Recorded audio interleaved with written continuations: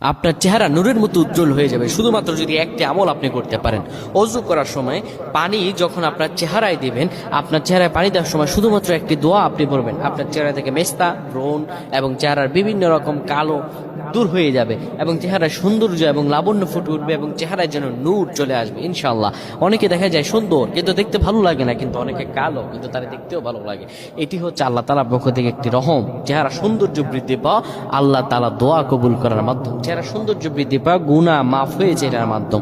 প্রিয় ভাইরা আমার, এটা অত্যন্ত গুরুত্বপূর্ণ আমল, সকলেই করবেন। যখন আপনি অজু করবেন, অজু করার সময় পানিটা যখন চেহারায় দিবেন, ওই পানির মধ্যে 3 বার পরে ফু দিবেন।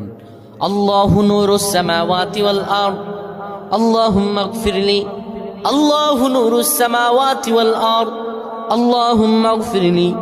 এই দোয়াটি 3 বার পরে সেই পানির মধ্যে ফু দিয়ে পানিটা চেহারার মধ্যে লাগাবেন। আমার আল্লাহ আপনার চেহারার মধ্যে